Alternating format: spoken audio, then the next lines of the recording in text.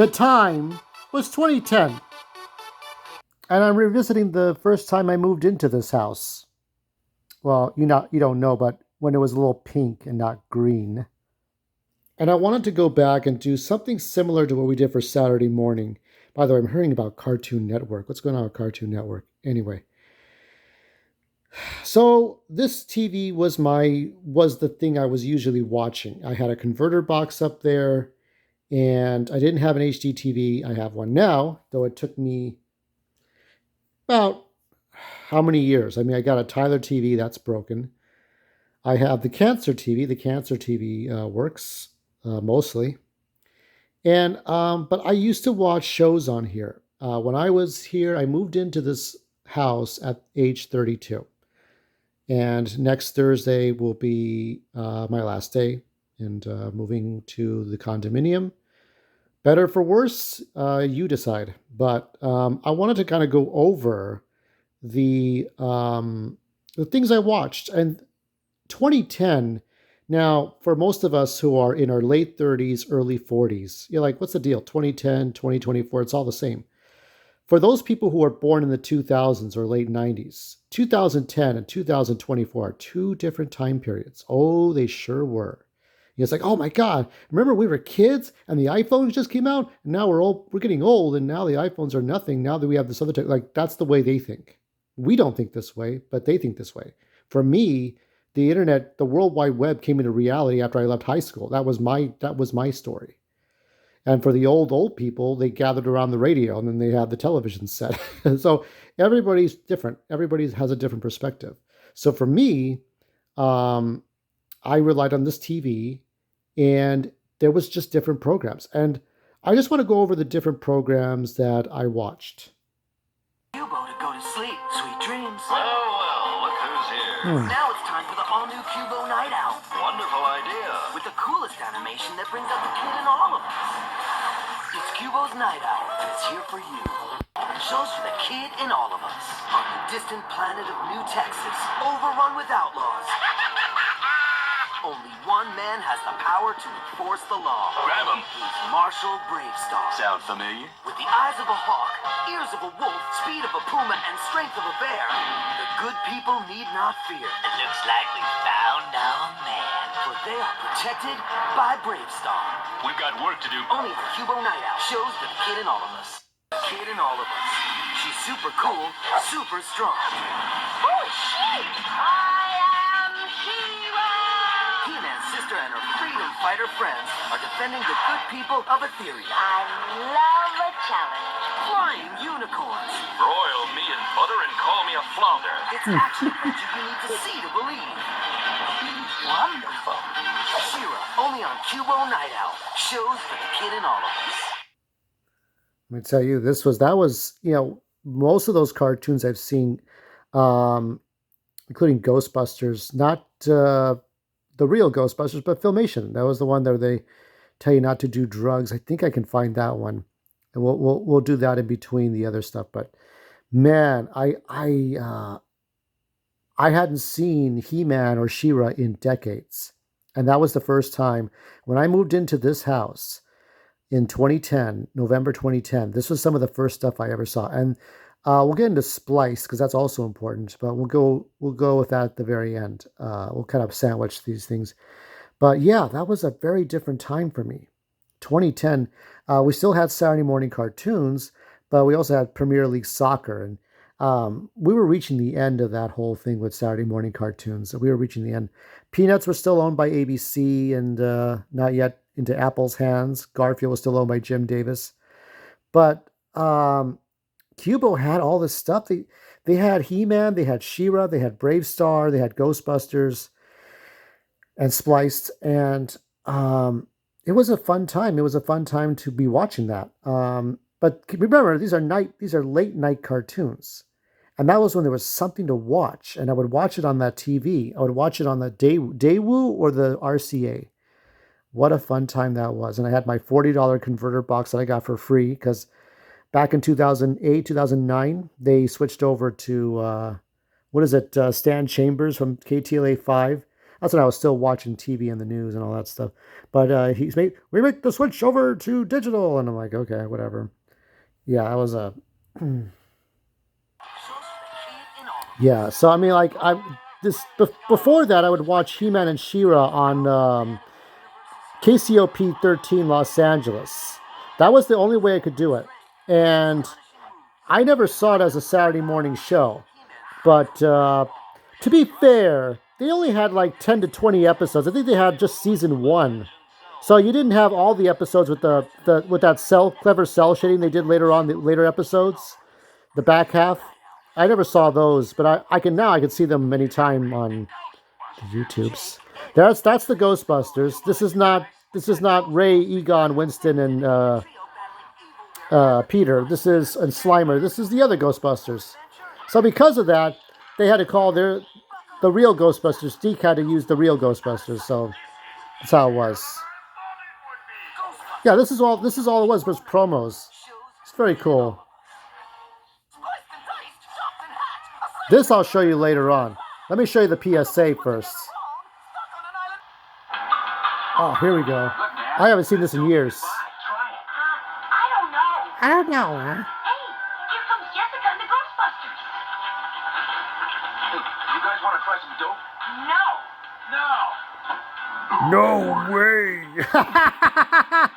I remember that part. That's the one part I remember. When it comes No to the question way. of drugs, I do bananas. the only right answer is no.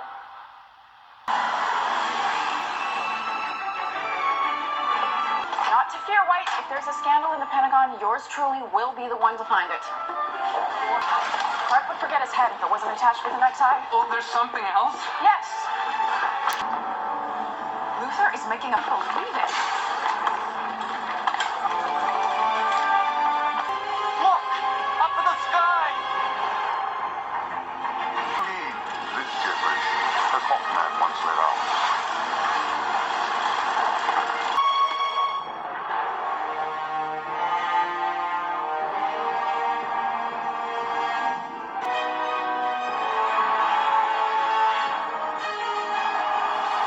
All right, so this was Smallville season, the final season of Smallville. This was as I moved in because it ended in 2011. We're gonna get a better look at Erica because I like Erica more than Tom. That's how it is.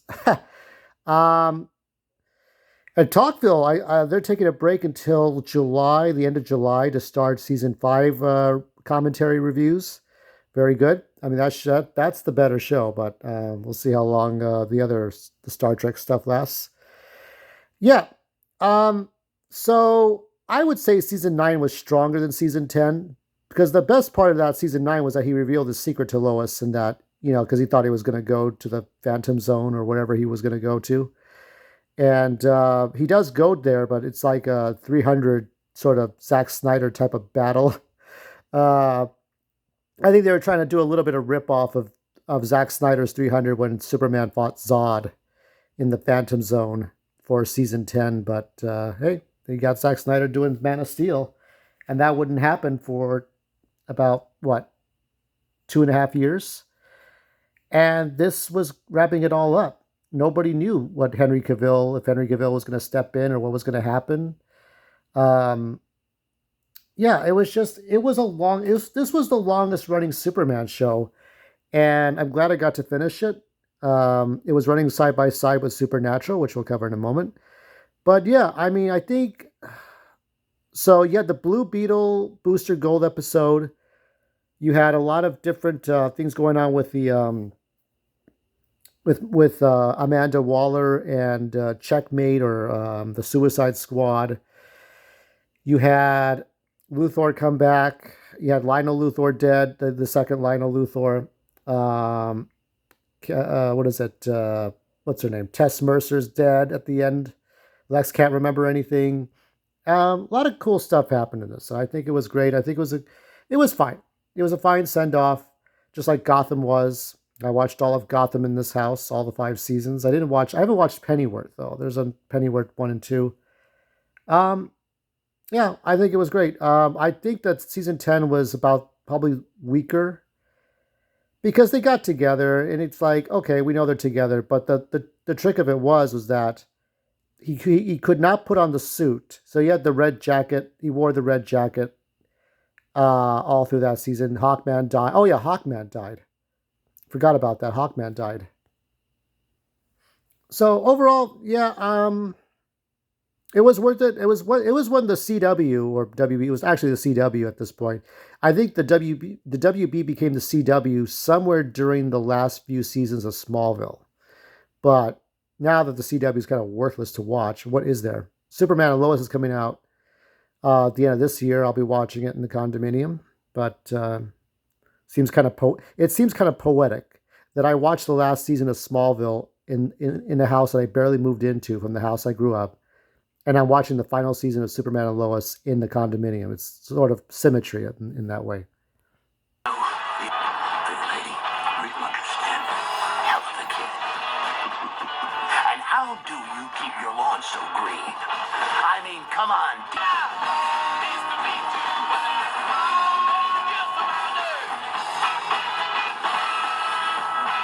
An alpha, like all monsters come from somewhere, right? And you think that this one was the king shapeshifter? But yeah, we will find a way to get there.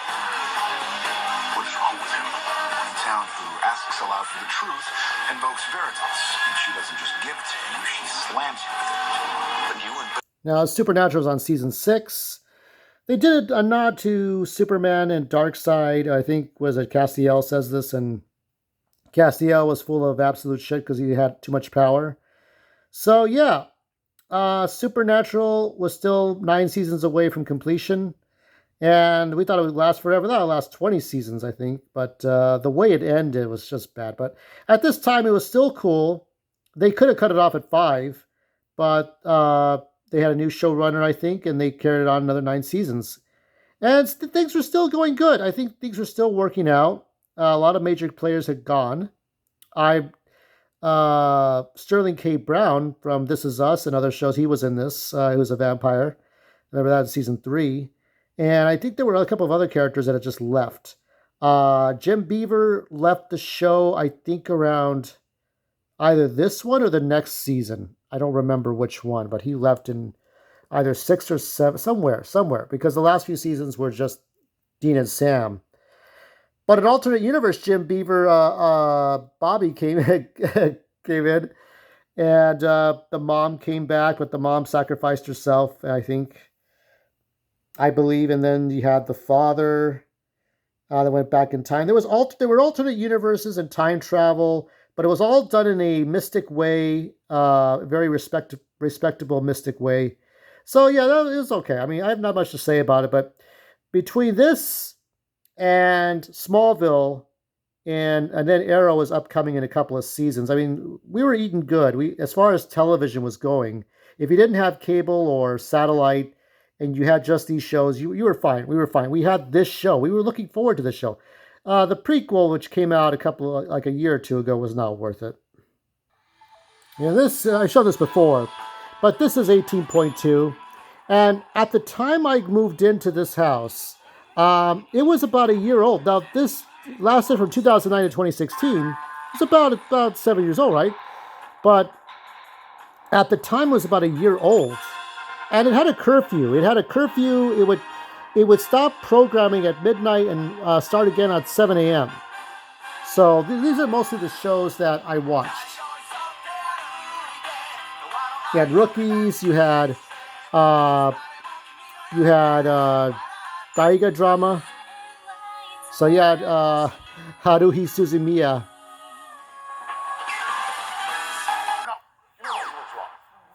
Dochi. Yeah, so you had a variety show, who would vote for the best food. So, a lot of different things.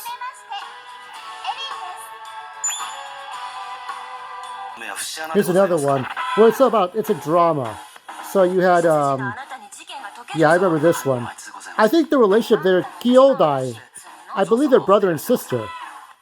But we don't know this. Kubi. It's like, you're fired. All right, that's it. I'll leave then. Wait,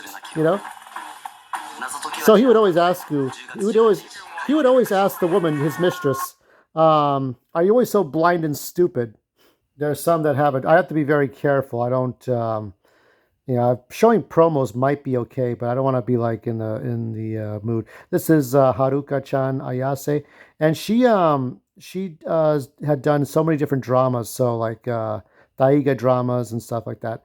Daiga meaning Edo period, and even like Aibo. I mean, what a great show this was. This lasted so long, and the old partner's back, and yeah, it's a much different show now. But there were so many people who came and went.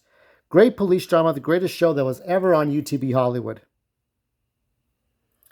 And so, yeah, I missed this. I missed this already. But it's become Japan Hollywood Network on 44.1. It's just a different time. So yeah, this is just a fun network, and KSCI. Yeah, Japan Hollywood. It's never going to be the same. They used to be 24/7. Now it's like an hour and a half once a week. But there may be time to save others. But who's gonna save you?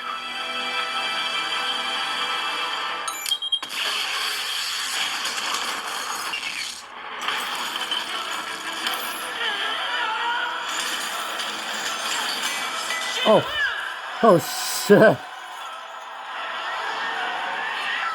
Nikita's taking the elevator to the surface. Shut it down. Wow. So, yeah, Nikita, that lasted 4 seasons, 3 seasons and 6 episodes. I do believe that possibly Nikita might be the first show to have like the mini season, but I could be wrong. Don't think I am. Well, I think some shows lasted shorter. I think maybe. Well, that may not be true. Well, I don't know. There was Southland with its first short season because they got canceled by NBC. I think that was just 7 episodes, but Nikita was 6 in season 4. So this was the first season when I moved into this house. So you got Maggie Q, you got Alex Fonseca, and I forgot the guy to the left. I'm always going to forget the guy, but whatever. You played Michael, you got Nikita, and then you got no, it's Lindsay Fonseca, right? Alex playing Alex. Lindsay Fonseca was also in How I Met Your Mother at the very end, one of the kids. Yeah, this was a fun show. Probably one of the best female-led shows. I mean, you got someone who was ethnic, Hawaiian, Caucasian mixed, I think. Hawaiian model, but she used to do a lot of this stuff, and the last movie she did do it in was Maggie Q was in The Protege with Michael Keaton and Samuel L. Jackson, and what a movie that was. And that was the first movie that I watched when we came back out of the pandemic and the theaters were open. What a great, of course, it was AMC. Of course, AMC were a bunch of assholes, so fuck AMC. But yeah, I mean, I enjoyed watching that. And I think it was probably the best female-led series in a long, long time. There aren't too many like that. There really aren't. So yeah, if you really want to watch it, I would probably get the DVDs. I'd probably go get the 24 DVDs as well. And there's one last thing. Andre, I don't think that would. But I need respect, Perry. I need it. I need it. I need it. People respect you. Don't. Look, everyone respects Joe, right? Yeah, he's a great guy. Nuh-uh. He's tough, and tough equals respect. It's basic math, Perry. I'm not sure. I'm gonna be hard as nails. I'm gonna make the rules. No one's gonna. Splice. This was a very short-lived cartoon and was very fun. It's kind of like, this kind of predicted the Vinesauce people, like Vinny Vinesauce and Ima Cooney and Bart Skeletor Joel and Jabroni Mike and Dave Cap and what's her name, Lima Licious, right? All these people, Bart Skeletor, all these people, Desert Pagona. Like, imagine if you took all those people and put them on an island and they did the voice of all these creatures. And that was before their time a bit. Because, like, YouTube was about 4 years old when I moved into this house. So we had cat videos, we had dog videos, we had people just showing off things. During that time, though, I was a little bit more of a presence on Facebook. I did post some art on Facebook, but I didn't do a whole lot. Um, that was a different time, I guess, for me because I just was going through so much. Um, uh, just well, it was 2009 was such a different time. 2010. I think I was going to school, and I was continuing to go to school, going to college. I was taking college courses. So I went from American Sign Language to finding other things to do, and eventually just going into taking Japanese language courses. So that was a different time for me. And I think that's why I got into it more and more after I watched UTV. But anyway, Splice, it was somewhere between being a sitcom and being something for kids. I didn't know what it was supposed to be. An anchor person who did the voice of Horse. I don't know if it was Quadra Horse or Quantum Horse. I forgot the horse's name, but it was a horse spliced with some other animal, and the guy died, and I don't know if that was what affected it, but you had so many different. You have Two Legs Joe with the bird on its butt. You have Patricia, who's like she's a platypus. So you have the ape mixed in with a pony. You have the gorilla dolphin, and then you have Perry and Entree in the front to the right. Yeah, everybody was spliced. It was basically like after the island of Dr. Monroe, after what's his fat face? Uh, Marlon Brando. Marlon Brando was Dr. Monroe. He goes to jail, and so but all the animals still live out there. So that's what the whole thing was about. I thought it was fine. It's like 2 seasons. There wasn't very much. It's like the length of time that it was with Prodigy and the 2021 He-Man. It was a very short-lived cartoon. It's too bad. That was one of the last things you saw on Cubo before it signed off for the night, and you get some infomercials, and then Cubo would go back to its normal programming. I think Cubo's gone, isn't it? So that's it for tonight. I wanted to share that all with you. I was in a different spot. One thing for sure, we'll have more videos coming up this week, with the last one being on Monday. One thing is for sure, I am going to leave this house a different person than when I came into it.